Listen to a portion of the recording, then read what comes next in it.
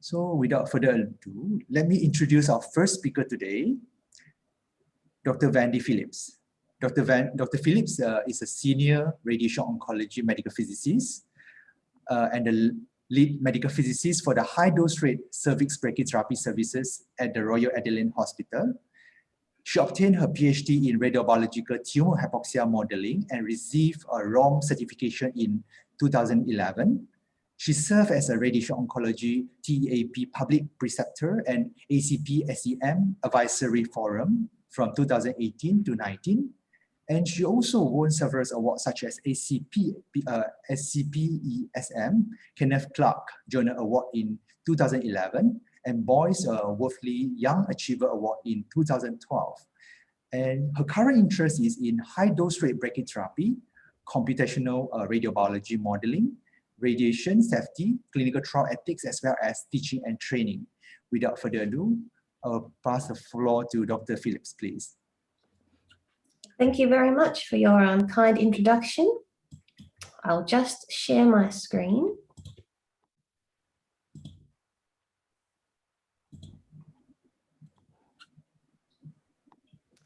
Now, can we see that slideshow, everybody? Yes, I can see. Wonderful. Well, again, thank you for having me. I'm honoured to be invited to present this third lecture in this ACOMP series for radiation biology. So I'm very happy to be here and present an overview of these very important topics. And we only have 45 minutes approximately to get through some very important topics, which I could speak for hours about. So we'll get underway, and I'm sorry if it has to go a little bit quickly, but you'll have the slides to look back on later at anything that looked a bit slightly complicated with the equations, but we won't make it complicated. All right. So here are our 4 topics for today. As we've said, it's about the clinical application of the linear quadratic model. So a brief reminder, and then some nice equations to show how we do use this theory in every day in the clinic. A bit about altered fractionation schedules, tumor hypoxia, which is something I've studied in depth and I'm very interested in, and then extending some of these theories and talking about SABR. So on to the first topic. So as you've probably seen much in the past and from one of the first lectures, the basic LQ expression for survival probability of a cell or a group of cells after irradiation has a value between 0 and 1 and is given by the expression you see there. So I'm just moving some of my windows out the way.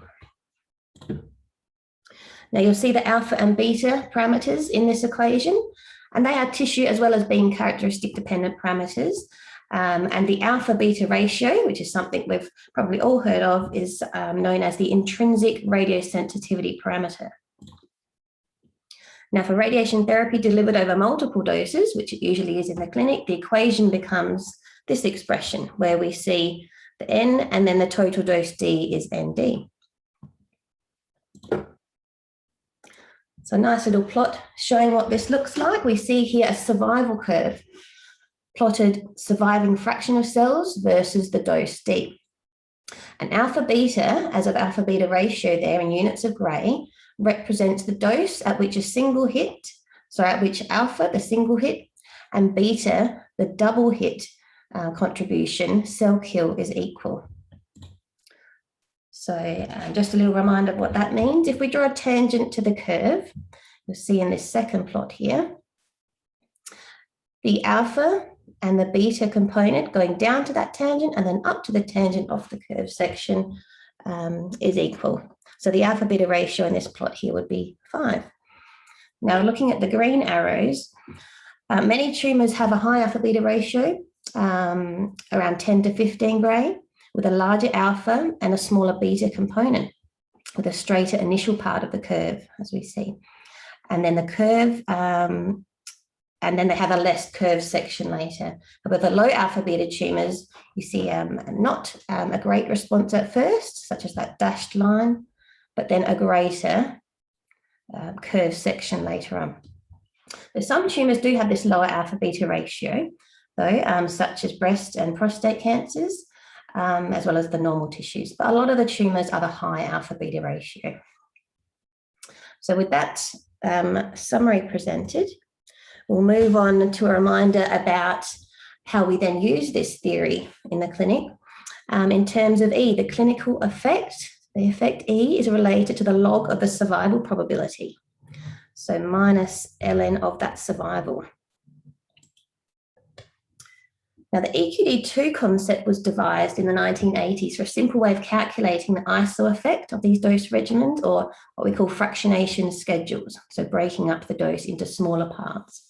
And here E is equated for both sides of the regimens, and we see the expressions, and this is all then comparing a regimen to a conventional type 2 gray per fraction regimen. So if we equate the two regimens for the ISO effect, this gives us an EQD2 expression. And that's a very useful and quick method of comparing the regimens for their predicted cell kill. So we have the both effects, and we end up with an EQD2, the equivalent dose in 2 gray fractions of the test schedule that you're trying to evaluate. So what the total delivered dose is going to be of your schedule, the different dose per fraction, whether it be more or less than 2 gray per fraction, plus the alpha beta of your tumour, divided by the standard or the conventional 2 gray per fraction over that same alpha beta. And that gives you a good estimate, a generalized estimate of the equivalent dose you might be giving overall with that new regimen. One other concept we'll discuss before we look at some actual calculations is the BED, so the biologically equivalent or effective dose. It's another useful quick method of comparing regimens, but without reference to a standard or conventional 2 gray regimen. So here we have the BED is the effect divided by that alpha parameter. And BED is related to effect and EQD2, but more represents the dose required for the same effect as the fraction sizes tend towards 0, or where the multi-hit events for the DNA go towards 0. So it's another very useful expression. And now we might want to consider here with BED especially that tumours are actually still growing during treatment. They can be growing back even faster, as you'll hear more about. So tumours are still growing, and they may do this at the same or higher rates. Hence, quicker treatments and no treatment breaks are sometimes preferable, but that is limited by the normal tissue tolerance. So with the surviving fraction or the survival probability equations, we often see some extra terms added accounting for this regrowth. We can add an exponential with a regrowth type parameter that can be time dependent. There might be there might be regrowth the whole time, or there might be a time at which there is a kickoff time of that accelerated growth. So these are expressions which you can find in much of the literature.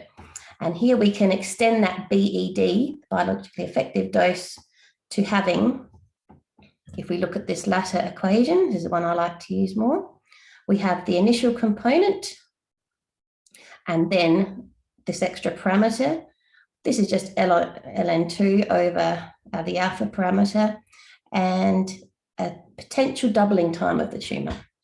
So if we read the green box down here, you can see what all these terms mean. But the important thing is we have a time of kickoff of this regrowth, whether it be as soon as treatment starts, or you can put in an accelerated rate of growth at a certain time, perhaps 2 or 3 weeks into treatment. So sorry about all the equations here, but these are quite useful equations that we apply at the Royal London Hospital, even especially with the brachytherapy program that I'm involved in, to try and equate and judge how to add regimens together, whether it be external beam plus brachytherapy, or comparing just 2 different schedules. And we want to know that either BED or the EQD2 of these schedules. And if we want to account for the tumours regrowing, perhaps head and neck cancers, cervix cancers that have that accelerated regrowth during treatment is possible, we can add these extra parameters in. So that being said, we'll move on to some calculations that prove some of these theories and show you what's going on. So in this example, we're just going to compare 2 EBRT schedules using the basic EQD2, equivalent dose up to 2 gray fractions, to show how the dose per fraction may affect things. So first example, the conventional schedule, which as I've said is 2 gray per fraction, often 5 days per week in the clinic, and around 7 weeks of treatment. And let's compare that now to 3 grays per fraction, which we'll learn later is a type of hypofractionation where we increase the dose.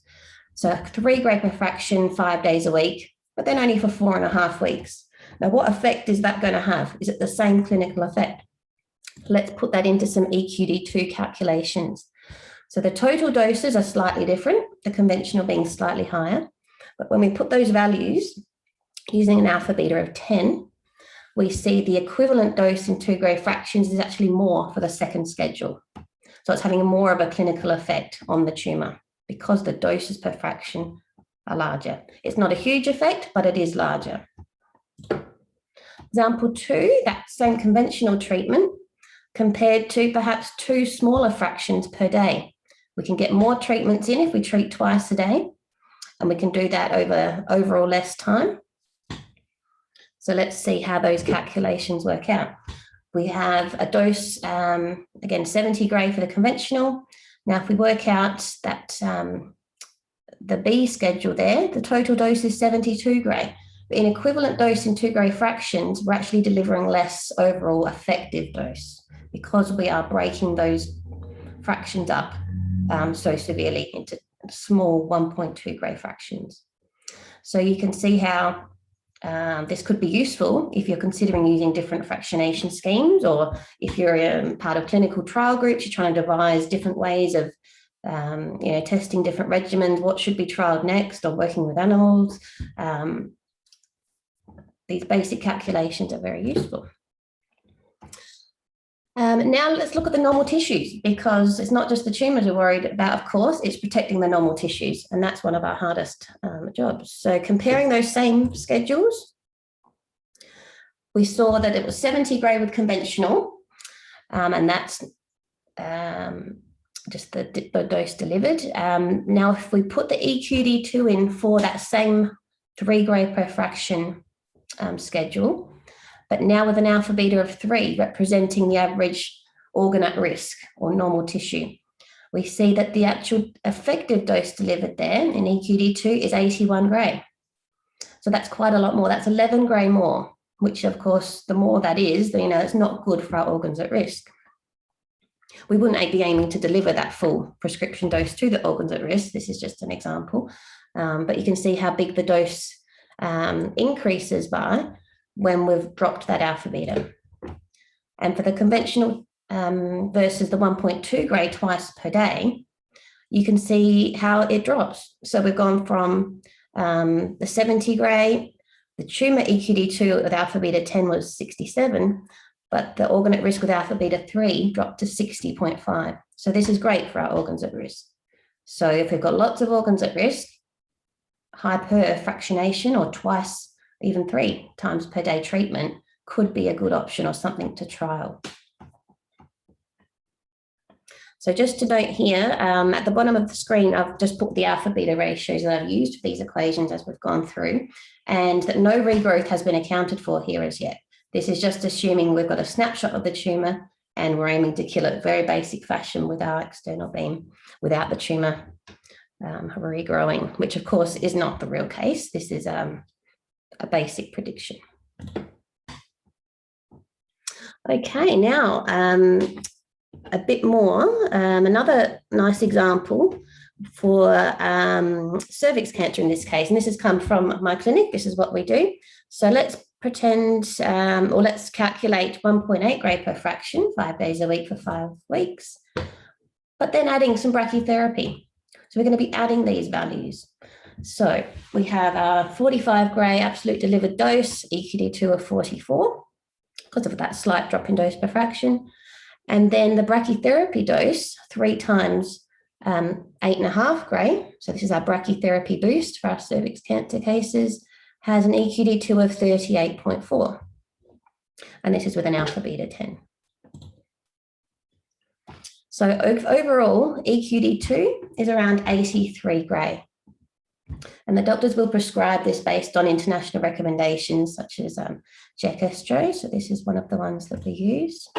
But now looking at the normal tissues, so we're very much concerned with bladder dose, sigmoid, small bowel, and rectal doses. Now let's just say they all have an alpha beta of 3 in this scenario, and we usually look at the dose to the worst 2 cc, so 2 cubic centimeters of the bladder. Assuming it gets the full dose, we would have delivered dose of 43 gray with external beam, and then adding, because of that drop, well, because of the increase in dose per fraction, we would have, and the drop of alpha beta, the EQD2 of around 59. So overall there, the EQD2 adds up to around 102 gray if the bladder, the worst 2 cc of the bladder, got that full prescription. Now that is too high. Basic calculations tells us that's too high, and from clinical trials and international recommendations, we want to aim for 90 or less. So we drop the tolerance for the bladder in our brachy schedules and look for around 85 to 90% of the prescription going to the bladder, not the full 100% sort of isodose going through the bladder. So if we reduce the prescription or the allowable dose to around 7.5 instead of the 8.5 gray per fraction for the bladder, we bring that EQD2 down to around the 90 mark. So I think that's a nice example of how we do apply these theories in the clinic and bring our organs at risk down to acceptable levels before we treat with brachy, which is a boost after the external beam treatment. Okay, let's look at the BED calculations now and quickly add in, and still note this is without the accelerated repopulation at this point. The BED for this same schedule for the external beam plus brachy for cervix cancer would give a total dose of 53 plus the 47 in EQD2, which gives a BED of around 100 gray. Now, if we do add in that kickoff time for accelerated repopulation, which is something I like to calculate and look at the parameters for, and I've done modelling work for this, if we have a kickoff time of around the 3-week mark on average, a potential doubling time of the tumour of around 7 days, and that can drastically reduce. It could have been a few weeks before treatment, and as the treatment progresses and that tumour goes into injury response mode, it can be accelerating in its growth quite a lot. So for a general parameter there of about 7 days, there's a potential doubling time of the tumour in that response mode, and an alpha of 0.3. This is how the BED calculation comes out. So the BED calculation with this extra black part to account for that regrowth ends up being 88.7 gray. So that's, you can see how we've reduced the effective dose we're giving to the tumour because of that regrowth, and it accounts for around 0.3 gray per day. And that's actually a really conservative view. It could be substantially more. Publications have shown up to 0.5, 0.6 or even more gray per day that we may need to apply extra to account for that really drastic regrowth during therapy.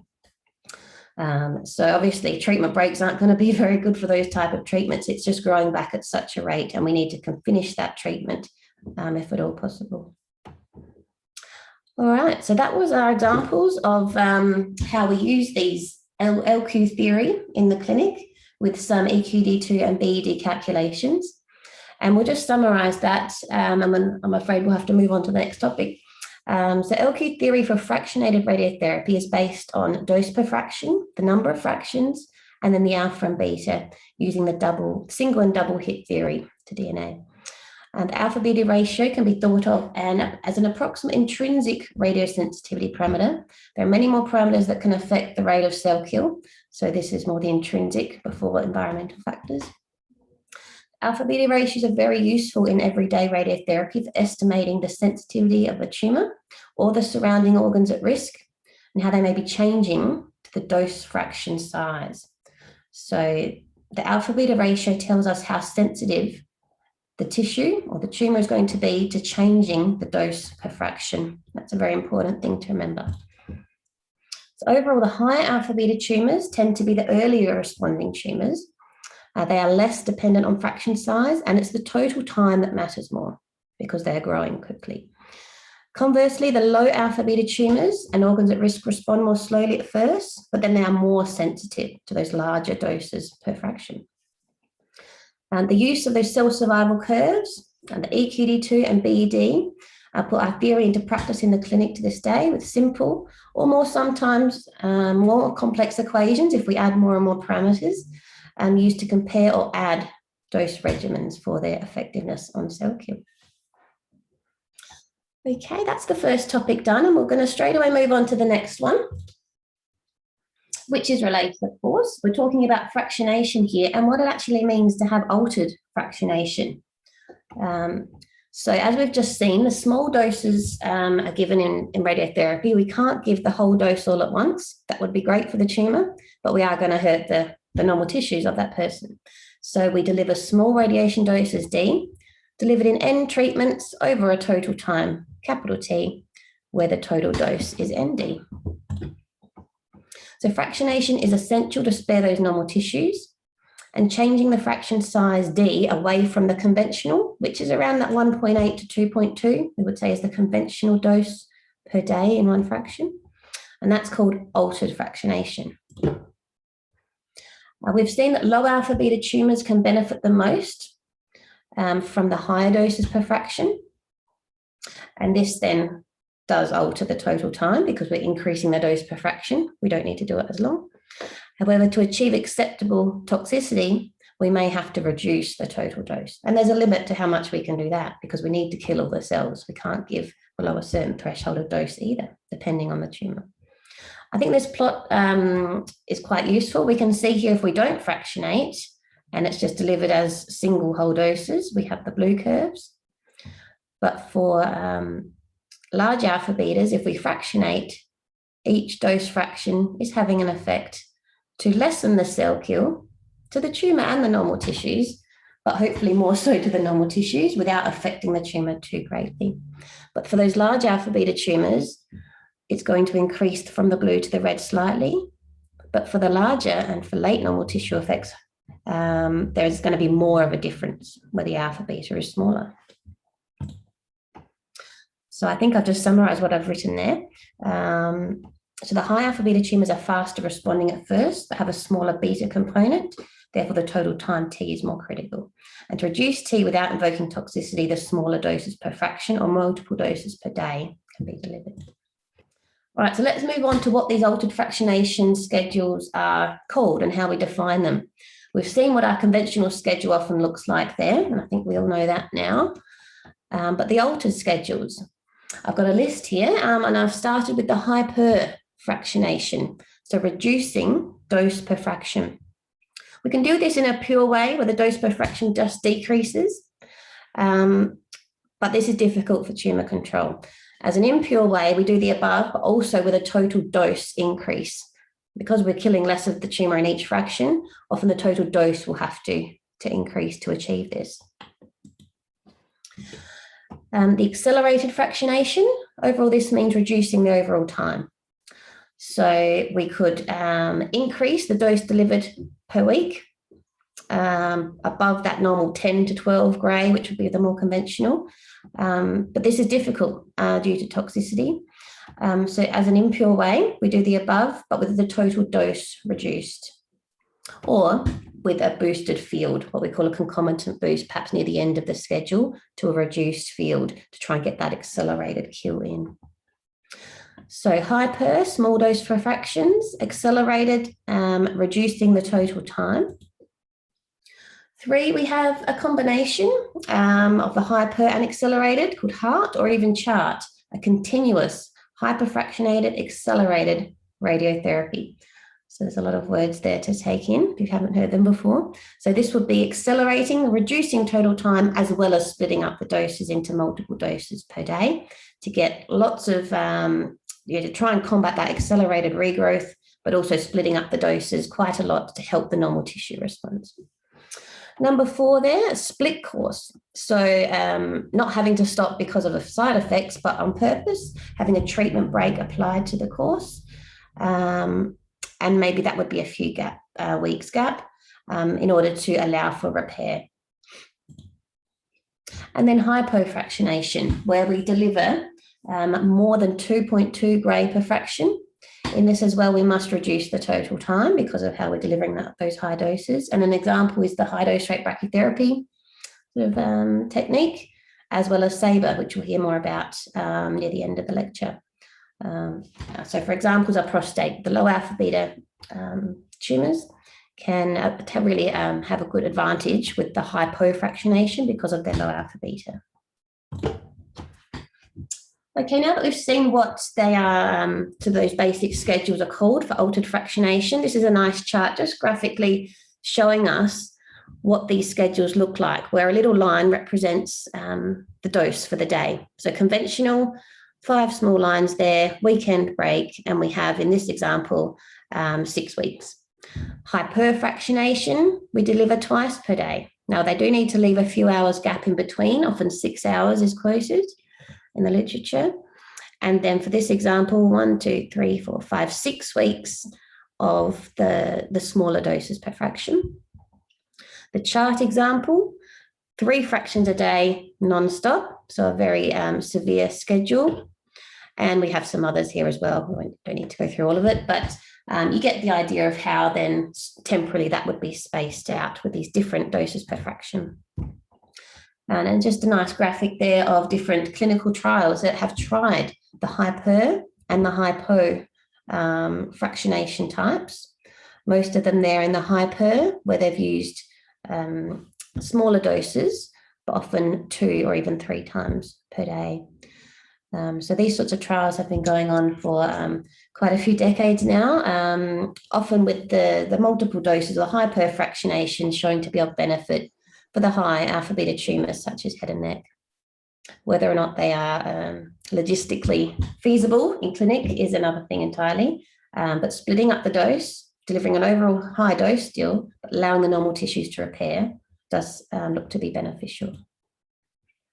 So benefits of that hyperfractionation I was just speaking to, especially good for late normal responding tissues with the low alpha beta. It can help flatten out an oxygen-related curve, and we'll see more about how oxygen matters in the next section on hypoxia. But the effect of oxygen might not be as severe with those smaller doses per fraction, and allows time for reoxygenation, and we'll learn more about that as well in the next section because of the length of the schedule there. Disadvantages, it's more time intensive, of course, to have lots of doses to deliver to your patient. We do need the many hours break between fractions to allow for repair, which can be inconvenient. Total dose often has to be reduced due to the shortened time. So care must be taken not to do that too severely, or we're not going to get the amount of cell kill overall that we need. And it may not invoke a response like an immune response, and we'll learn more about that in section 4. It may take the very large doses per fraction to get the advantage of some extra effects that are happening rather than the standard, what's represented in the LQ model with single and double hit theory. So that's a very interesting area of research as well. From my own literature study and some modelling work I've done, these are all the schedules just for head and neck cancer trials that I've worked with in the past to simulate tumour growth and radiotherapy. There's many different options for how to fractionate or use altered fractionation to try and combat these fast-growing head and neck tumours. So it's still an area of great interest and research. So you can look back on that later in the slide. I think we better move on. But you can see lots of things have been tried there, often with the hyperfractionation winning out in the end, in that we can control the tumours more easily without having lots of side effects. Results from that modelling work that myself and Professor Bizak have been involved in have produced graphs such as this, where we can actually simulate a tumour getting radiotherapy and seeing every day how the tumour is responding and the cell number that it's been reduced to over those dose fractions. And we can see how these trials in a simulated tumour have worked out and compare them to what happened in real life to try and validate the response models. This particular example was for hypoxic tumours, virtual tumours, where reoxygenation was also modelled. And in this modelling work, we found that the 1.1 or 1.2 gray per fraction was indeed the most beneficial.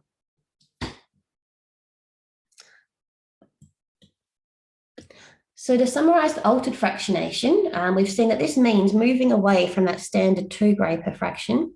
We're adjusting dose per fraction. Often that total time has to change. And our goal would be to aim to deliver the EQD2 or BED that we get from a conventional schedule that we have seen, it's tried and tested. We know that dose works, but we want to try and deliver that in a more convenient way or a less toxic way.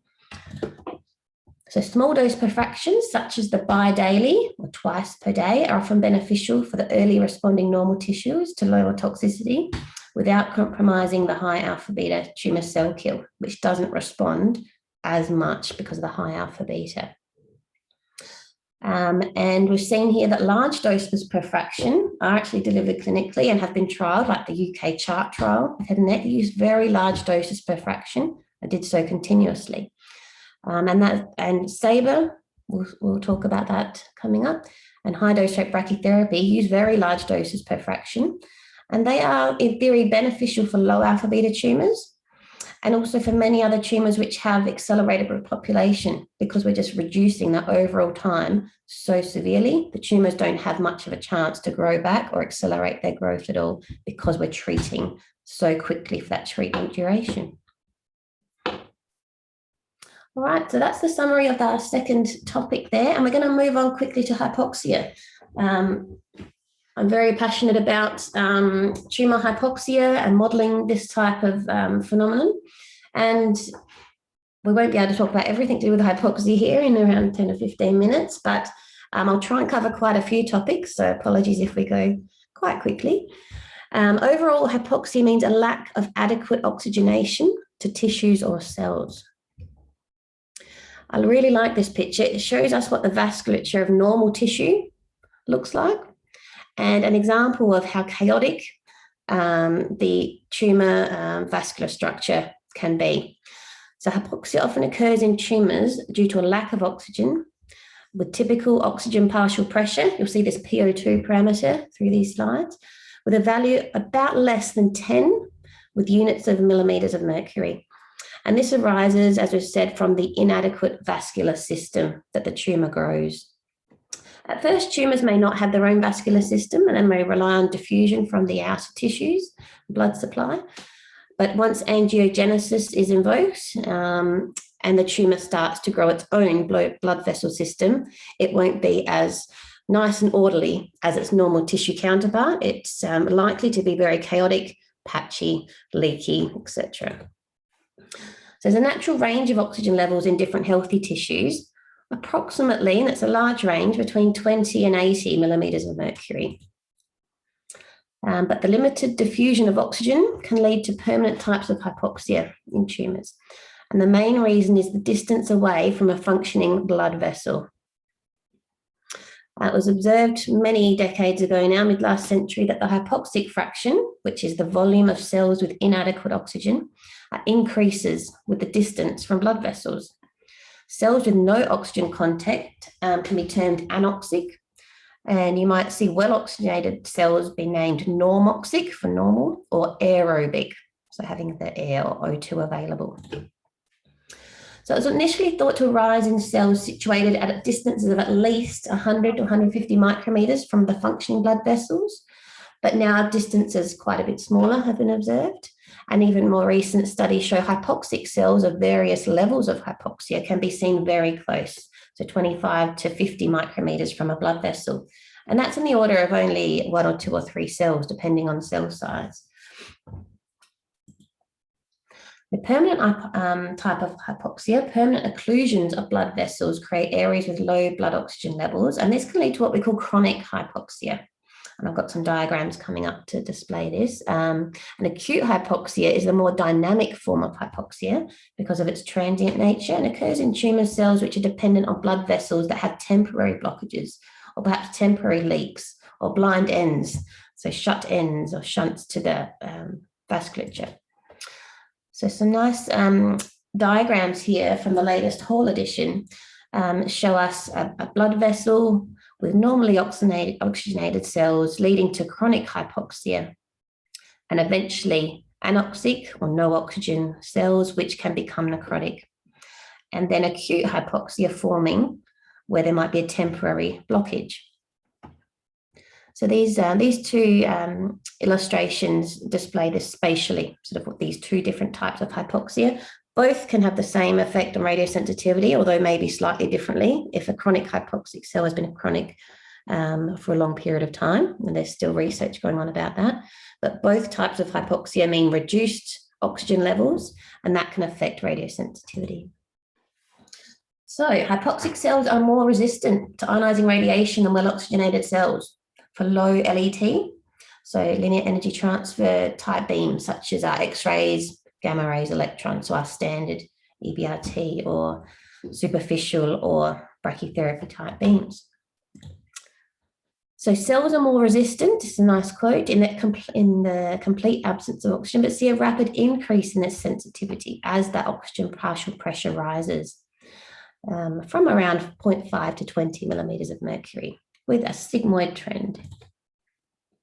So that was a nice quote from Walters and Brown. So in the 90s, lots of research on this, and these are two nice plots showing us what normal subcutaneous, so this is a head neck example, and then epithelial tissue. You can see an almost normal type distribution between 20 and 80 for normal tissue, and then quite deprived of oxygen in that tumor response. And this data was taken with an Eppendorf probe, so actually invasively probing the tumors and seeing what their level of oxygenation was. So these are plotted in as a histogram, so the percentage of cells with each of these levels. So many of the cells have an oxygen level below that 10 value, which is where we say hypoxia is defined. Another plot showing the sigmoid trends, and this is some data I've used in my own modelling work to model tumour hypoxia in a cell population in a simulated tumour. So that's a type of trend. Many of the cells have the low oxygen values. So that means many of our cells have the possibility of being resistant to our therapy. So very, very briefly, we won't go into all the chemistry here, but why is this happening? What difference does the oxygen make? So the difference in radiosensitivity is given by the higher capacity of hypoxic cells to repair DNA damage induced by free radicals, such as the hydroxy radical, the OH radical. There's lots of different chemical reactions happening when our photons or our X-rays are interacting with molecules in our cells before the DNA is actually hopefully damaged. So in this example, I think someone's unmuted. We have ionizing radiation entering, often hitting a water molecule because that's quite common around our DNA, and then these hydroxy radicals being formed. And there are more potent radicals, but that is the most common. Now, in the presence of oxygen, further reactions can happen to lock in the damage and make it more permanent. So in the presence of oxygen, the damage is more likely to be permanent and affecting the sugar backbone of the DNA, or we term it fixed. So permanent or fixed, not as in fixing damage, it's fixed in. Aerobic cells are less able then to successfully repair the DNA, and hence the damage becomes permanent. And the oxygen must be there at or within milliseconds of that initial reaction and the free radicals being created to then be able to become a part of the further chemical reactions and have this permanent effect on the DNA repair. So this resistance due to hypoxia is classically known as the oxygen fixation hypothesis. And this uses the theory of an indirect or two-step process of radiation damage. First, the generation or induction of the free radicals, sometimes called oxidants, and then the free radicals going on to interact with DNA. So a nice little diagram here. We have our ionizing radiation and our DNA. We have a free radical that has interacted perhaps with a base pair on the DNA, and it's formed a radical on the DNA. Now, this is more easily fixed, chemical restitution, when there is no oxygen around. If there is oxygen around, this has further reaction, this OH, and that damage can become fixed. So we have a nice little quote here. I don't think we'll have time to read it all, but that's a nice paper summarizing all this effects to do with free radicals and how we are damaging the DNA. So I think we'll move on. I hope that makes sense to everybody. So the actual definition of this oxygen enhancement ratio, because that's how we're going to go on and then use this phenomenon and try and take advantage of it or combat it. So historically, the OER was calculated by the dose needed by hypoxic cells compared to aerated cells for the same effect, so the ISO effect level. And this is the type of equation and plot you might see in the older literature. However, this is the one we use more now. And the OER is now more commonly reported and plotted as the ratio of isoeffective doses under anoxic or zero oxygen to the hypoxic condition you're interested in. And this is also termed the hypoxia reduction factor. So this is the one here to remember, with a value going from 0 to around 3. So it's often 3 times harder to kill the hypoxic cells if you've got that type of difference between the oxygen levels. For X-ray radiotherapy, the OER, as I've said, can be up to 3, which is seems quite drastic, but it can have up to that level. And this means it might take 3 times the dose to have the same level of cell kill. So it is an important effect we should be aware of. And then the OER, or the value that you produce from this type of research, can be used as a dose modifying factor in equations such as LQ theory, if you extend it for oxygen theory. These are 2 plots from my previous modelling work showing the different oxygen enhancement ratio plots I've used for different doses per fraction, also based on other literature data. But this can make a difference if we're using the hyperfractionated schedule in very low doses per fraction. The oxygen effect is thought to be quite a bit less. Oops, sorry about that. And the plot underneath is the top OER plot, but converted to a probability of cell death versus PO2, which was actually then applied in some modelling work with simulated tumours. So the same data converted to the way that was needed in the model. All right, a little bit about reoxygenation and what that means. Fortunately, tumours, as the tumours shrink, they have less active cells consuming oxygen, and they can also diffuse more oxygen into them from the surrounding tissue. There's less mechanical pressures closing those vessels because the tumours are getting smaller. So lots of things are aiding this reoxygenation process. So this is a good thing, and we call this a reoxygenation. I term it ROX for short, and it's one of those R's of radiobiology, which you would have heard about in the first lecture. I've done some research in the past on reoxygenation and tried to model it, but this was a little animal experiment showing if we actually can probe tumours, and this is a fibre optic probe, can we actually see or measure this reoxygenation happening as we irradiate tumours? And even in these small tumours, this is a small head and neck tumour subcutaneously implanted into the hind leg of these little nude mice, that the oxygen levels did indeed gradually rise, more so at the very end of a quite accelerated but still fractionated schedule. So these mice had 3 or 5 gray per fraction delivered to their tumours on their hind legs, and we could see or measure this oxygen levels rising with a fibre optic probe.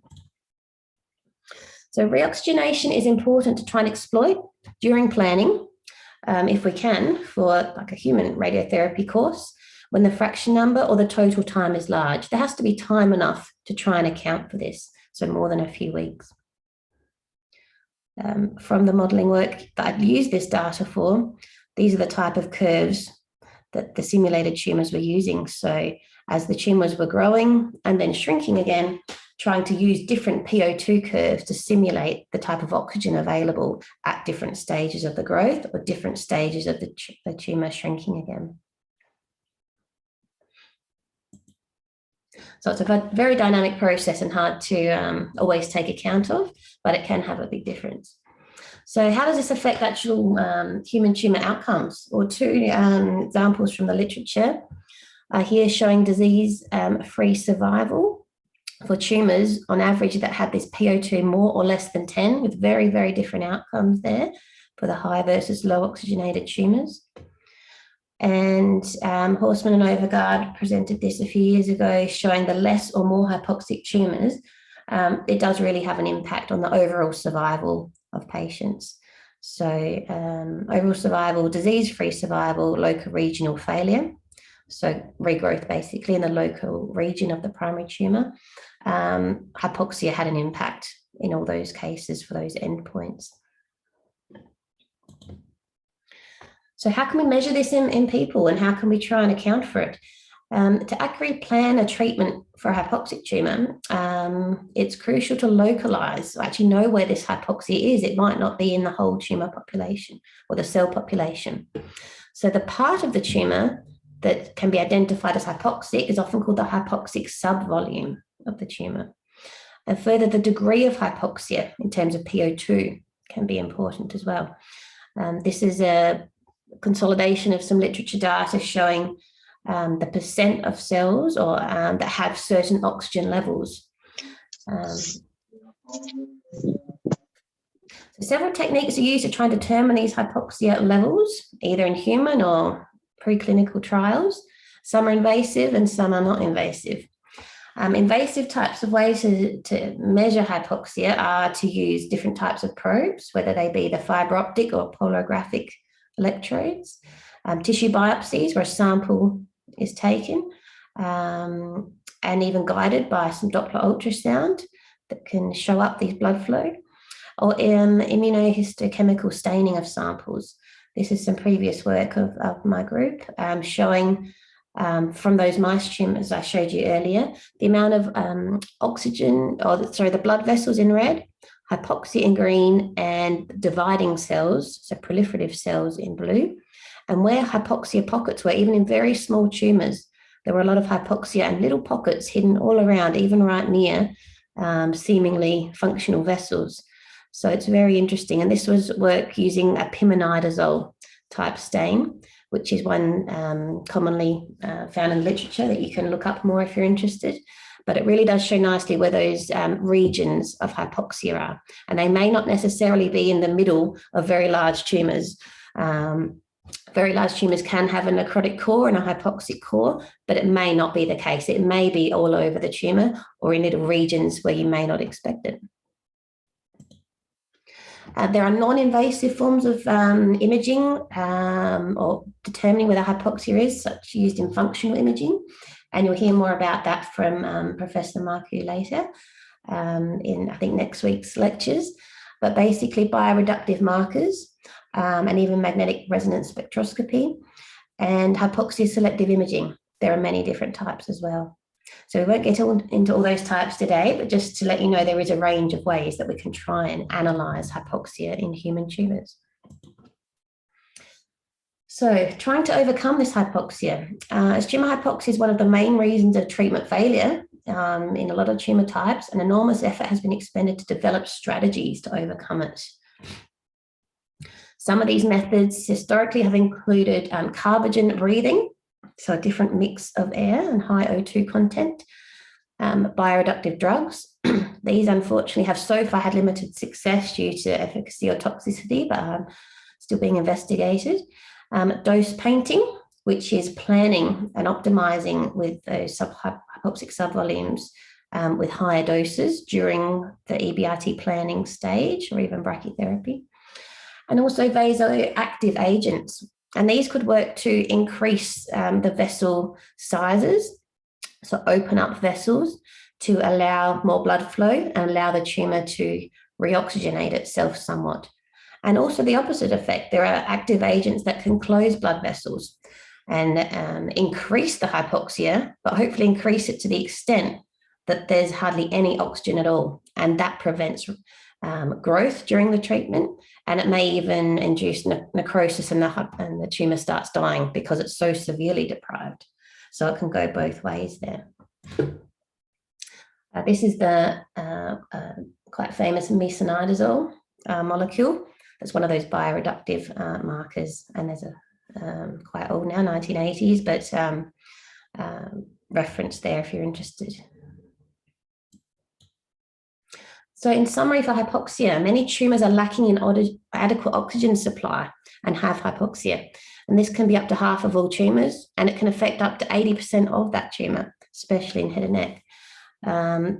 This leads to radioresistance and hence tumour recurrence after radiotherapy.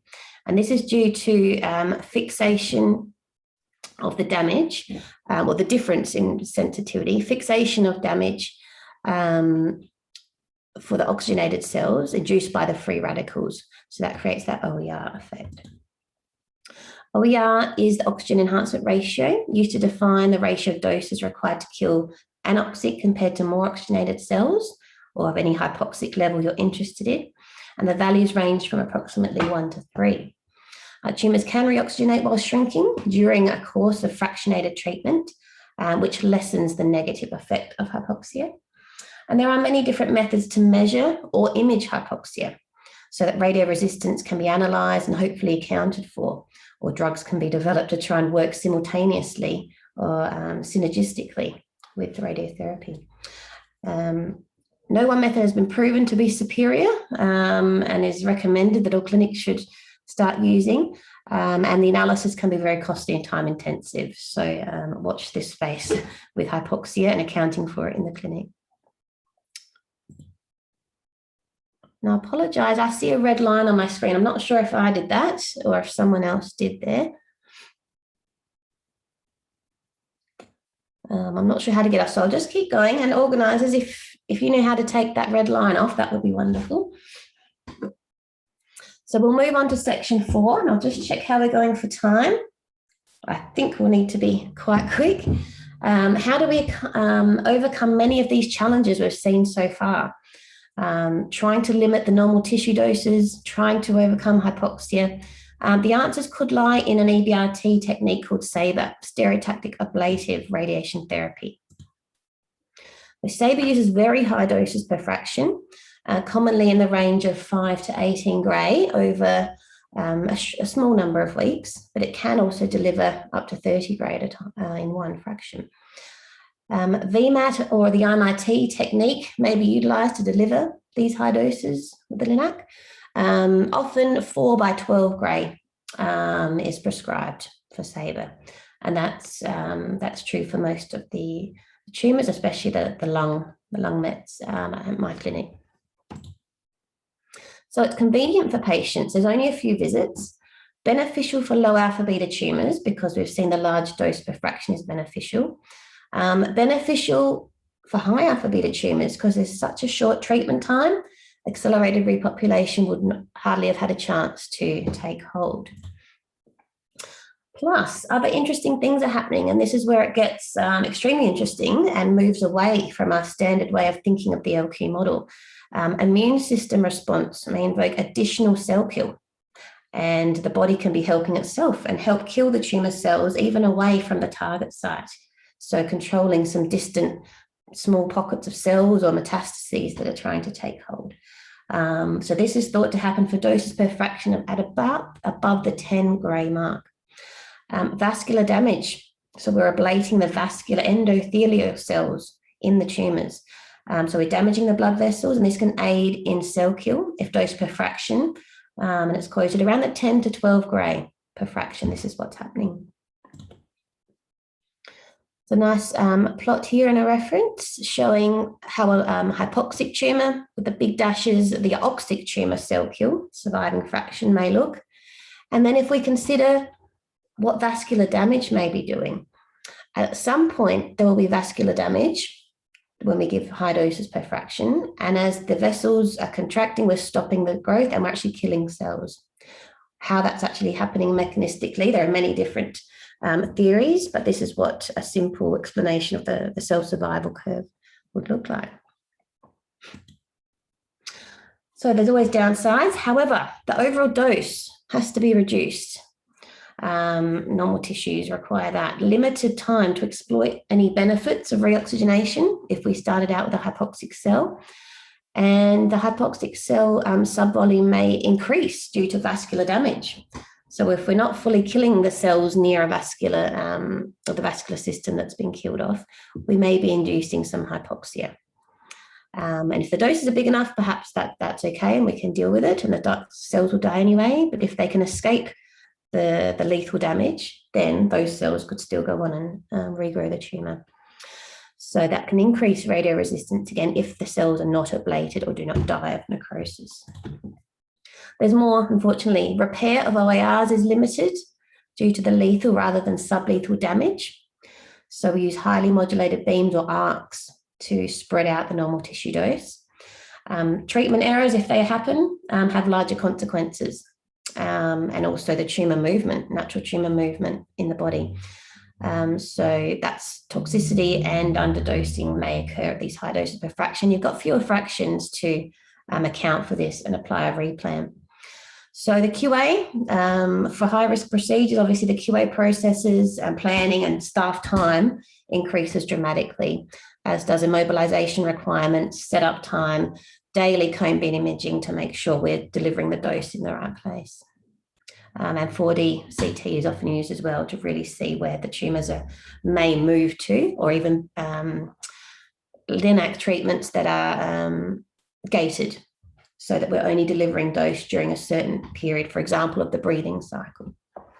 So lots of things to account for. In theory, it sounds mostly wonderful, but lots of things to account for and think about as well with stereotactic radiotherapy. Many big clinics are now applying this and have done so for a short number of years with successful programs. Here's what an example of 2-target non-small cell lung cancer example looks like, with very tight conformal arcs of therapy used there in VMAT to try and target relatively small lesions, but with very high doses in only 2, 3, or 4 fractions commonly.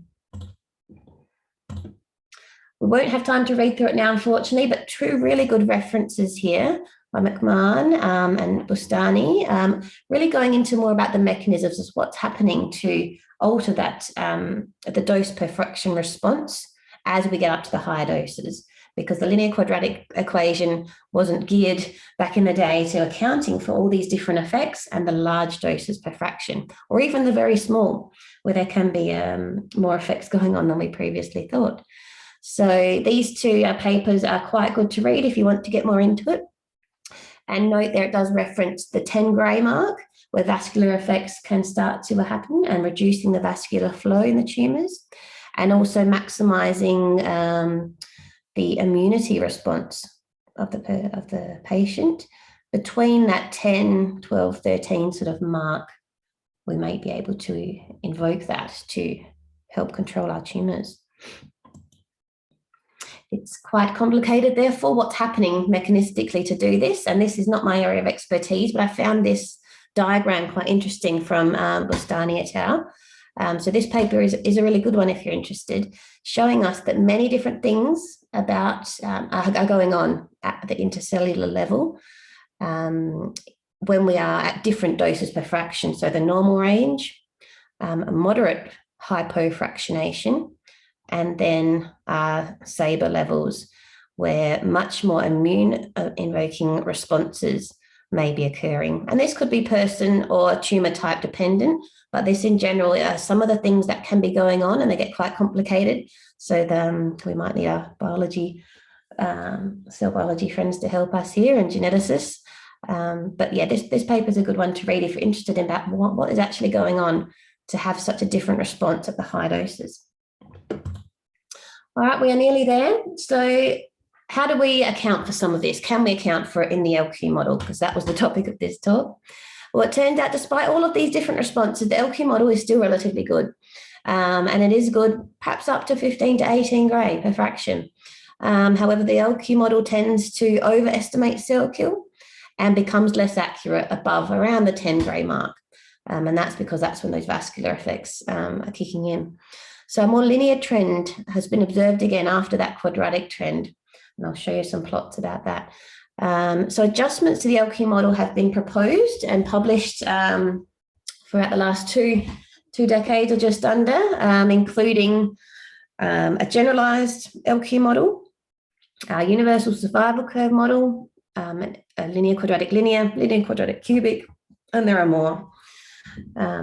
So there's some references here if you're interested in the different models. I've just got one example here of some work I've done on the LQC, so cubic, adding a cubic component. That's on the next slide.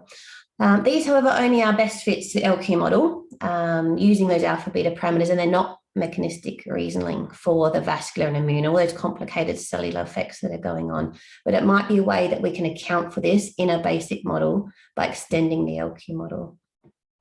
The latter, so actually accounting for these may not be ever fully possible, but if it is, it's more likely to require complex spatial and sort of temporal dynamic systems to model the tumor or cell systems using stochastic or probabilistic type methods. But for now, if we're going to extend the LQ model, this was one of the possibilities. These can be seen in basic clinical radiobiology book, where the survival curve has that extra dose cubed factor. So the probability of survival. So similar to the LQ model, but with this extra term where this gamma factor is beta over 3 and then a DL parameter. And then it's up to the researcher to do cell experiments or estimate, predict, vary this with Monte Carlo modeling to try and see what this value should be. So overall, that LQ cubic model suggests that the line is shallowing, and we don't have such a cell kill response at these higher levels. So putting this into testing this theory in some simulations. This is an example of some results using modeling this theory in a 10 to the 8, 100 million cell hypoxic head and neck tumor, where reoxygenation was also accounted for in the modeling. And we plotted here the EQD2 with and without reoxygenation that was needed to kill every cell in that tumor that could have regrown it, versus the actual total dose, the delivered dose. And the delivered dose, as you can see, goes down because we're delivering higher and higher doses per fraction. The EQD2 actually rose in this example. So I don't think we've got time to go into that anymore, but this is the reference for this paper and some of our group's modeling work, where we're actually testing this linear quadratic cubic theory of cell kill in a simulated tumor. Just to mention, this work showed that reoxygenation was indeed still important when there were 9 fractions or 2 weeks of dose delivery. But when the doses per fraction increased severely and the fractions required reduced severely, then reoxygenation didn't matter. So that was one result that we came out with. In summary, SABR doses deliver are relatively new for non-cranial EBRT compared to the linear quadratic model, which was developed around 50 years ago. So this technique uses very large doses per fraction in only a few fractions, and 4x12 gray is quite common. Extending the LQ model for cell survival to predict these high dose per fraction responses has been discussed and around for about 2 decades due to observations of lower rates of cell kill than expected in vitro and linear trends to the S survival curve above around 10 gray per fraction. Many radiobiological phenomena and mechanisms have been postulated, and some have been proven to explain some of these responses, have increased hypoxia and immune response invoked are really big points of interest in research at the moment, as well as these abscopal effects, where the immune system is actually helping kill tumor cells away from the primary site and away from the fields, which is very beneficial. Although the complex and dynamic system characteristics cannot be modeled with a simple equation like the LQ model, some have been reported and extended, as we've talked about, such as the LQ cubic model, and that still has very good accuracy up to around the 10 to 20 gray dose per fraction level. All right, I think that is enough from me for this lecture 3. Thank you very And much. thank you for listening for all of those 4 topics. It was a lot to get through.